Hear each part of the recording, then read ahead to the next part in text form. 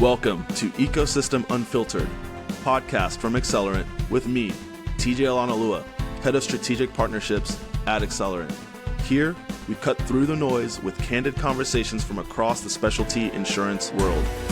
Real talk, real challenges, real ideas that help great businesses grow.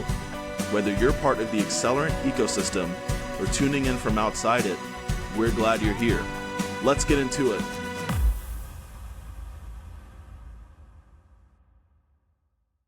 All right, here we are. Welcome everybody to the Ecosystem Unfiltered podcast, the first of its kind, long time in the works. Really excited to be here with Adam, Rachel, and Steve today to talk about a really fun topic, a really exciting topic to kick the podcast off, which is the Accelerant Marketplace. Now, I think most of you know we launched the Accelerant Marketplace a few months ago. But we wanted to spend time today really with the architect, which I'll let everybody introduce themselves in a second, but we got the architect and we got some of the biggest power users here. So really excited to share this discussion with you guys. For context, this podcast is meant to be, really informal, really direct, really engaging, hopefully for you guys, really, meant to be sort of just unfiltered, as the title says, conversations that hopefully you guys find value in. And with that, I'll pass it maybe to Adam to do a quick intro of yourself and maybe share a bit about the marketplace as well. Thanks, TJ. Excited to be here and excited to see this and get this kicked off. So Adam Masiada, I am Chief Ecosystem Officer at Accelerant. Essentially, everyone asks, what on earth does Chief Ecosystem Officer mean? Essentially, at Accelerant, my role is to make the Accelerant ecosystem as valuable and as useful as it can be to all its participants. Predominantly focusing on providing this as a service to Accelerant MGAs, our members. My team's role is to help our members and do anything within our power to help them write more and better business. Well, I guess as part of this, and why we're here today, is one of the big things that we launched is the Accelerant Marketplace. I'm really excited to be here to talk about it. Fantastic. Steve, you want to go next? Sure. Yeah, I'm Steve Cowman. I'm the Managing Director of NBS Underwriting, based in Yorkshire, the UK. I've been with NBS since the inception back in 2011, and we're a multi-product MGA, tech-driven. We distribute products digitally to around 1,200 brokers, around 35 products, and we manage premiums of around 120 million. So you're reasonably sized. We've been with Accelerant now, I think this is our 7th year. So we were there from the beginning. Been some journey. Geez. Geez, that's us. We actually placed the first ever Accelerant policy. We're always going to cling to that. 1st of December 2018, we placed the very first Accelerant insurance policy. So we're definitely OGs. Amazing. Rachel? Hi, so I'm Rachel Oldroyd, and I am the Schemes Operations Director for MBS. My role essentially is to head up the technology and MI within the business, which now obviously includes the evolution of AI and how we can sort of get that throughout the whole of the company, whether it's underwriting, whether it's operationally, every area of the business needs to be improved. So I work closely with yourself, TJ, Adam, Matt, the whole of the marketplace team, and then really help us point us in the right direction and help us with some of the decisions that we make. Awesome. Thank you all. And I guess, I don't know if I do an intro. I think there's an intro jingle that's going to be at the beginning of this podcast. But anyway, I'm TJ. I sit on Adam's team. I sort of help bring in partnerships into the marketplace and support sort of the entire strategy through to getting members connected with them as well. So back to you, Adam. Give us a little bit more about the marketplace, how it came about. It sounds like it was kind of organic maybe, but has turned into something that's become a real spoke in our value prop at Accelerant. So please give us the deeper dive. That's definitely right. Organic's the right word. I didn't wake up one morning and think, hey, do you know what the world needs? Another platform. What happened was much less glamorous, much more organic. I mean, the team's role is to speak to our members and find out how we can help them. One thing that we noticed that kept popping up in conversation, I mean, we'd sit down and we want to talk about growth, strategy, and within 5 minutes, someone would say, God, Adam, I've spent 3 months just trying to find the right sanction screening provider. Or another one that came about was, I've been on 17 demos this quarter and I still can't work out and tell who's good. I mean, that's not an exaggeration. 17. I thought, hang on. We work with a lot of MGAs across North America and Europe. Probably between ourselves, between all of us, we've kicked the tires on probably every vendor that's in the market. Why is everyone doing this alone? I mean, it's an absurd amount of duplicated effort. It's like everyone trying to find a good plumber, and at some point someone just needs to make a list. And so that's how it came about. It was, a sort of curated and collaborative list. Our members will provide us with services that they need or that they think are good. And we will use the combined weight of all of the Accelerant MGAs, all of the members, to go about and enter into negotiations with those vendors to see what can the combined weight do, what discounts can we achieve for our members. Absolutely. And just to throw in a comment is, I feel like two things. One, our team is the best team to cold call because we want to know what's in the market. But two, how powerful is that we, we get the value of the ecosystem. Like we get a value of peer reviewed partnerships and vendors and tools. Whereas, in my prior life as an operator, you're making these decisions off of sales demos, right? Like, they're obviously going to show you their best foot in the first few months of pitching you, but we've all been in that seat of getting oversold. So I truly empathize with that. But maybe passing it to you, Steve or Rachel, talk to us about how the organic sort of interaction with Adam kind of came about. It sounds like you guys had some early problems, and then you guys just had conversations and some useful sort of tools came out of that. Yeah, I think we probably spoke to Adam and the team and the member directors of Accelerant before the marketplace was a thing, right? So, but we would always reach out to Accelerant with that problem or that opportunity. We were looking to go into a certain area, but we needed a little bit of help, whether that was our sanctions process wasn't working right, and we feel like we could have got a better proposition. And it was just, the member directors, really sort of embraced our ideas and our suggestions and our innovation. Quite often, we didn't know where to go. We had the ideas, but how do we make that real? So speaking to Accelerant like we did, things became a reality, and then all of a sudden momentum grows, doesn't it? And you think, okay, well, what are the other pain points in the business that we're struggling with? And we just throw them out there. We were lucky enough to have their audience, and we could speak to them regularly. So, we'd say, look, are we struggling with this particular topic? What are the other MGAs doing, or what do you guys do? What can we do better? Where can we learn? We've evolved from there. Yeah, I think there's a number of vendors on that marketplace now that NBS are proud to partner with, and they've really stepped us forward. Amazing validation there. Rachel, anything to add on that topic about how the experience began for you? It was just like Steve said, speaking to the member director, speaking to Adam. We've piloted a lot of the providers on the system. We've partnered with a number two. Also on the flip side, we've introduced partners to the marketplace that we've dealt with previously. So with our experience with them, we've managed to engage them with Accelerant. and they've now become a Marketplace member directly. Yeah, that's amazing. That's the flywheel, right? The feedback loop. Adam, maybe back to you.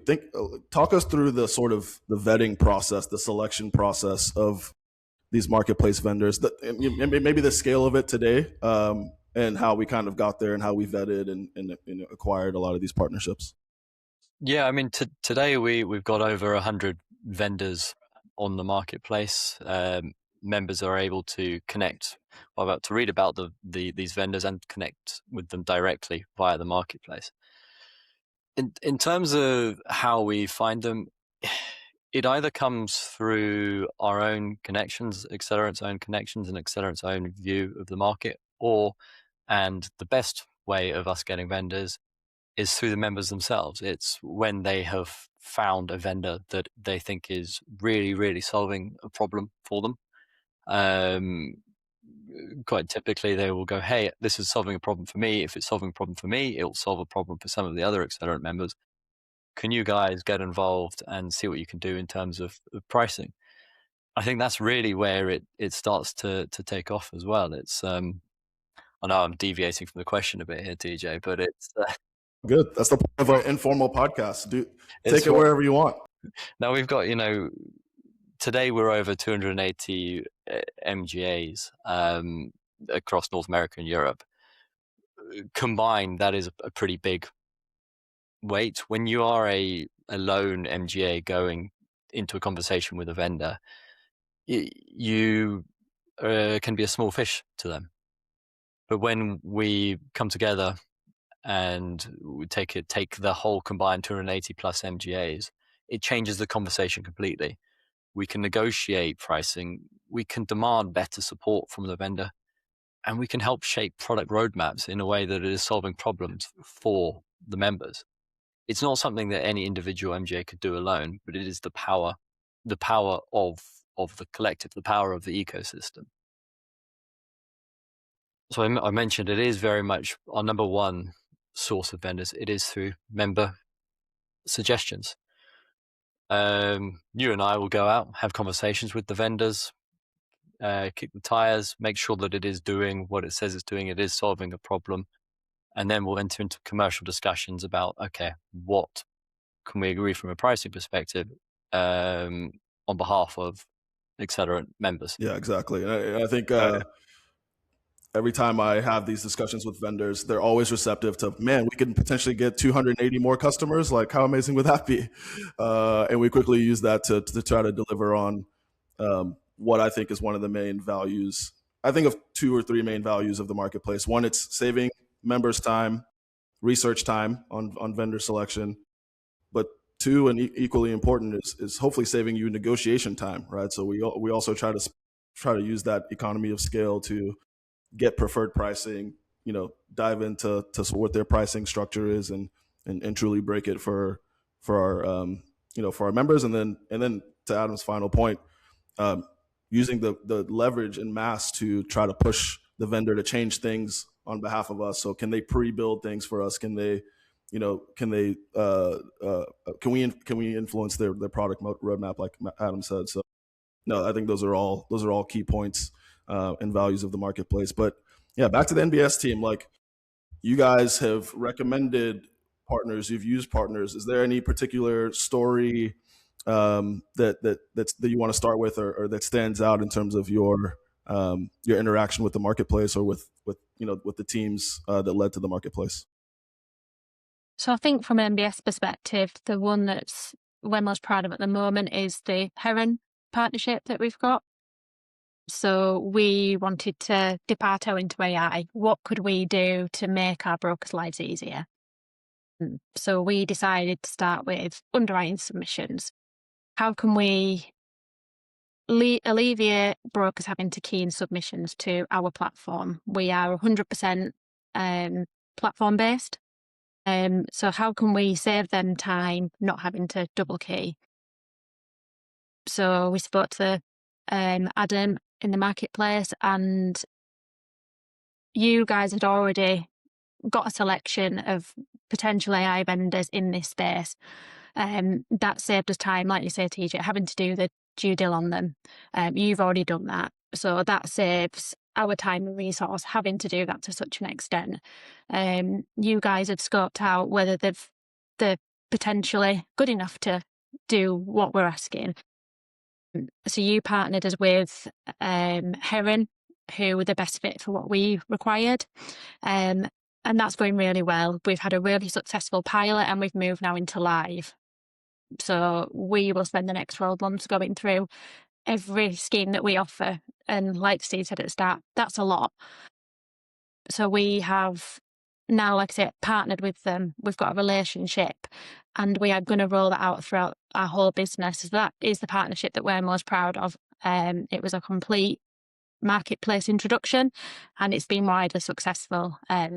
So if I can go just deeper into that one, because I think that's a really good example of, that one was a little more due diligence than we normally do, right, Adam? That wasn't just, us kind of taking a recommendation and pre-vetting. Like, do you want to speak to the POC efforts that we use to really whittle down this world of AI and all the different pitches we're getting into finding who is actually useful? Yeah, and I think that's one of the things that I'm quite proud of is that the marketplace isn't just a catalog. It is, and for the right services, it can be a launch pad. We run, when we see problems that are fairly similar across the membership base, we'll look to run pilots and proof of concepts with members who are interested, so that they can test new technology in as low risk way as possible before making the commitment. That's pretty big for MGAs who don't have huge innovation budgets like the major carriers, and AI, it is the buzzword that we're all talking about, that is referenced every single night. You read a news article say something about AI everywhere, and you look at the market for AI vendors, there's so much out there. So many people promising what they can do, the silver bullet that will solve all problems for everyone. It's pretty messy out there. So, we spend a lot of time chatting to different AI vendors, trying to find out who are the ones that are doing something interesting, who's actually got technology that is working under the hood and working to solve problems for our members. And yeah, Heron, who were working with NBS, they were one of them. So Rachel and Steve very kindly put their hands up to do a POC, and really happy that that POC has driven a good relationship between Heron and NBS. Yeah, Steve, maybe if I could go to you about that about the tangible impact maybe of the Heron data relationship, but also the tangible impact of raising your hand and being, one of the willing members to try out a POC or to get involved early with things like this. Like, how has that impacted your business, and maybe what would you suggest to other members who might be shy or thinking about getting involved? So I guess with AI, it's like Adam says, everybody's talking about it. So it's almost a race to the front, isn't it? To make sure that you're at the front of the queue when AI is being introduced. For us, we had a problem in the business. We like Rachel says, we have our own platform. We have 1,200 brokers who dial into this platform, but they have to specifically dial into our platform to obtain our products. We're not on a generic broking platform that a lot of the big boys dial into. So that's an obstacle in itself, that they have to come out of their ecosystem into ours to trade. So, and then there's a double key issue, isn't there? So they're double keying into their back office system, and then they're having to double key into our MGA platform. So the challenge that we had internally was to how do we remove that double keying element? How do we make it easier for brokers to trade with us? And AI was that opportunity. That's why we put our hands up when this came about, because what we wanted to be was we wanted to be first to market in the MGA space in the UK, to be able to offer AI solutions around making trading easy. MBS is all about how do we make our brokers' lives easy. So this is another element of that. No more rekeys, just send in a submission, drag and drop a proposal, and within 2 minutes, you'll have terms. What a wonderful solution. So that's always been our ambition. So it's just been wonderful for us to be able to actually make this reality. I think, like Ray said, I think we're onto our third product now. Having proven the concept, we're into reality, and the feedback's phenomenal. So we had a problem in house. The opportunity came up. We jump at these things. Anything that can advance NBS forward, and like I say, put us to the front of the market. It's competitive, as you know, right? So we're stealing margins, and this is absolutely one we feel like we've done correctly. We're excited to get the rest of the products through. We've got 35 of them. It's going to take a while, so we've got 2026 to deliver those. But in honesty, the way that Heron are working with Rachel and the team, it'll be before the end of 2026. So yeah, really pleased we did. But just a great example of a problem that we had internally, and collectively we've managed to overcome that. That's amazing. We'll drop a clip to the Heron team about the effusive testimonial there. But yeah, no, I think one takeaway could also be, hey, other members, like, raise your hand, get involved. There's opportunity. This team's here, your MRD's here to try to help you operate better and underwrite more profitably, to use the our favorite phrase at Accelerant. But I know I know Heron's a great one, but I know you guys have suggested some other partners to us as well. Want to talk? Just on that? Yeah, go for it. I was just want to jump in and say how important it was for all the hard work to have been done by Accelerant behind the scenes. The pricing discussions were all taken out of our hands to a degree. So those difficult conversations were already achieved by Accelerant. We jumped onto the back of a pilot that took us forward. We concentrate on the delivery bit without the difficult negotiations around pricing. So yeah, that for us was a key piece. It allowed us to do what we're good at, and that's distribute and build. And the platform was given for us to do that. Absolutely. Rachel, it looks like you were going to maybe jump in about some other vendors maybe you've worked with or suggested. We've worked with SchemeServe since 2012. So when the marketplace was established, I spoke to Adam and the team about maybe introducing other members to SchemeServe. There was some other members that already used them, but we just sort of consolidated those. And now with more buying power from Accelerant, we're a bigger provider to SchemeServe than NBS was alone. So we've got more buying power, probably more say in the roadmap of, like you said on previous. So it's just those things that now make us a bigger fish in the pond with SchemeServe. We've also introduced Cardenas, who are risk survey management. So I'm not sure of the numbers that now use Cardenas within the Accelerant group, but that's grown dramatically. So we've managed to reduce our overall cost because of the member deal, because there's been so much business introduced. I think they're the two that we've introduced to you guys, aren't they? Yeah. I mean, certainly. Both SchemeServe and Cardenas have been great partners to work with, and great vendors to have on the marketplace. And Rachel, like you said,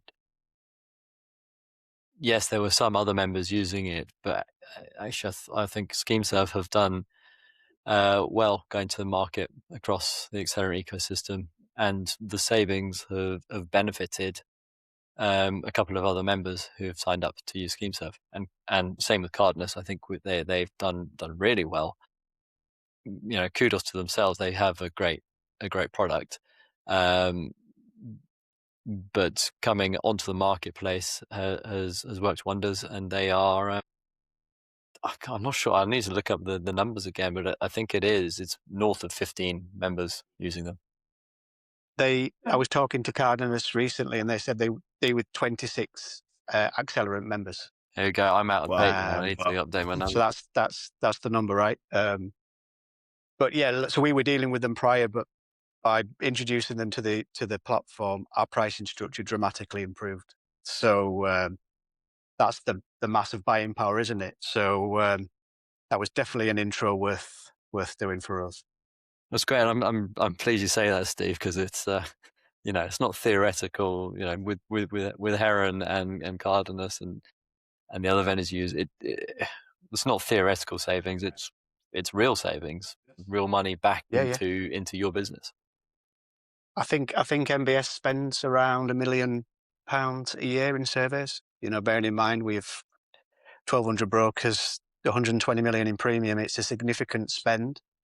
We do that in association with Accelerant and our other insurers, obviously. And those are the margins that really do make a difference when you've got that much of a spend. So we were delighted with that. Yeah, no, that's a really, that's a really major point right there. I think, Adam, let's talk a little bit about the savings for a second. Like we've kind of highlighted that, okay, this isn't just a directory of known vendors, but there's that extra element of there's savings. Like, talk us through what that typically might look like. I know we obviously know it ranges, but like, what does that look like in theory? How do those conversations go? How do we drive that value to the vendor as well as for the benefit of the member? How do those conversations go? And how do we sometimes reject partners that come in with too shady of a of a savings approach? Yeah, and you're right. I mean, there's no one answer to that. It depends on what the service is provided, and depends on the pricing structure of the vendor itself. But I think broadly across the marketplace, average discount negotiated is 23%. Which I mean is pretty useful. Obviously, vary from sector to sector.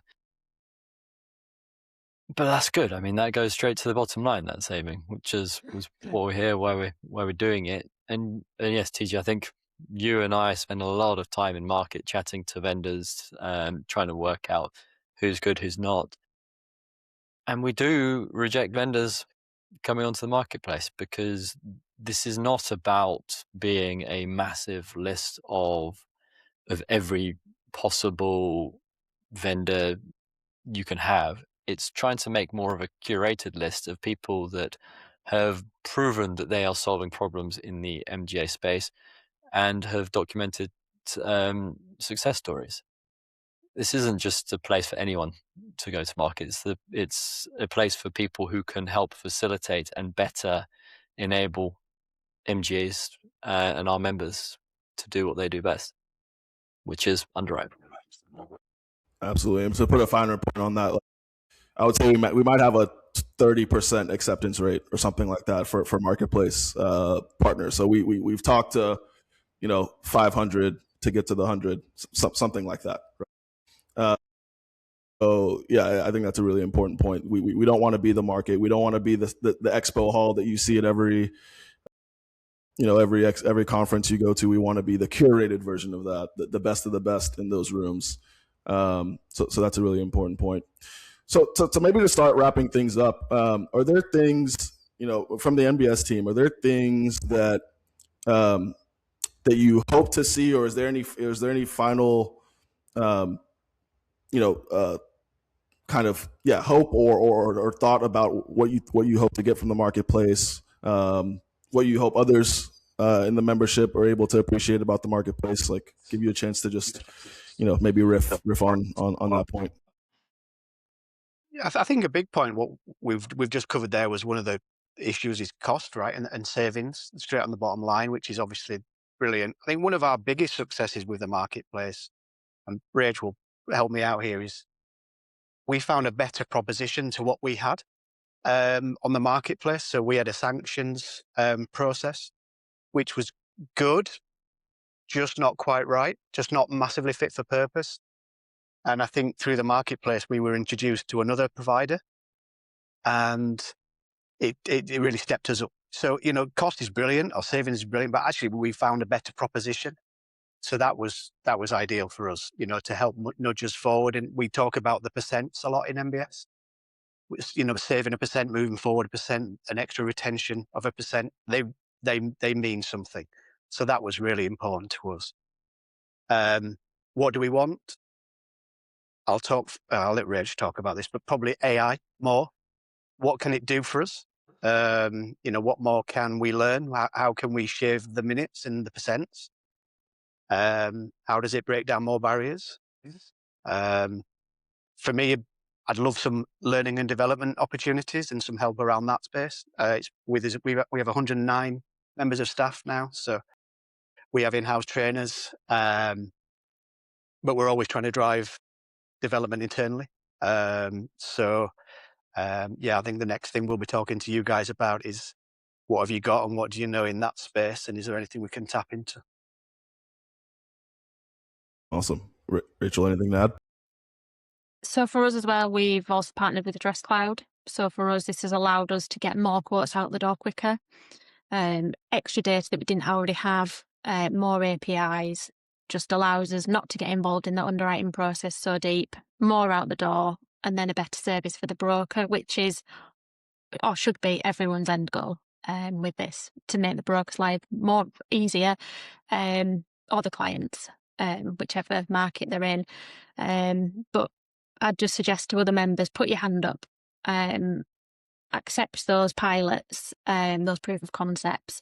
If you've got an idea and you're not sure if it'll work in practice, then do a pilot. It's massively worth it, because that idea might not actually help once it's transposed into real life scenarios.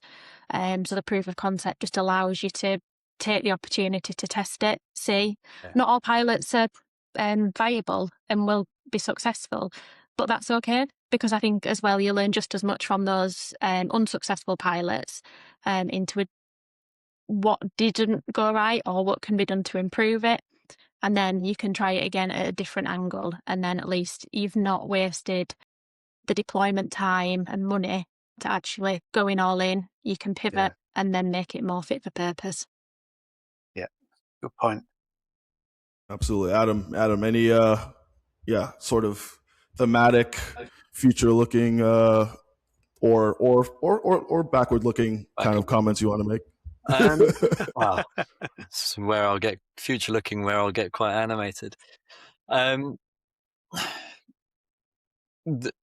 view for Marketplace and where we want to end up, I want it to be a one-stop shop for everything an MGA needs to run and scale its business. Come to the risk exchange for capacity, and come to the Marketplace for every tool, service, and partnership that you need, all connected, all pre-vetted, and with everyone benefiting from the scale of the ecosystem. I guess the Marketplace exists to save our members time and money. It's to give them access to things that they couldn't get on this by themselves, on their own. It is built for members, but it's powered by what our members tell us they need, what problems they're having, and frankly, what vendors they're working with that are really helping them. It's only going to get bigger and better and more useful the more people use it. So really, the more feedback we can get from members, the better. Absolutely. And I'll throw in a quick riff as well before we wrap it up. But yeah, I think of three things. I think one, we empathize deeply with the sort of MGA economic profile, and we share that upfront with every vendor that comes to us, because not everyone wants to serve the MGA, right? A lot of people want to serve carriers and want to price themselves for carriers. But I think the benefit of the Marketplace is that we're starting to pull some of those carrier-facing enterprise solutions into the MGA market, because we're saying, hey, you're overlooking that there's a massive pool here, right? Think about these guys as well. And then to an earlier point, we're not only doing that, we're oftentimes becoming the thought leaders for these guys in terms of what products they're able to deliver. So I think we'll just be able to do hopefully more and more of that. And then finally, I think hopefully this podcast is one spoke in the learning and development sort of toolbox for us, because I think the intent is to bring some of those AI partners we have onto these podcasts, more members, more thought leaders, so that hopefully, that we're raising all boats. We're sharing information with one another. We're learning from one another, our failures and our successes, and hopefully that increases the value of our entire ecosystem. So with that, maybe I'll close it off with a sign off of the first episode of Ecosystem Unfiltered. Thanks all for listening, and thank you guys for being the first guest. This was really fun. Thank you. Thank you for having us. Thank you. Thanks, guys. Thank you for listening to this episode of Ecosystem Unfiltered, brought to you by Accelerant and hosted by me, TJ Alanalua. Tune in next time for more unfiltered conversations. See you soon.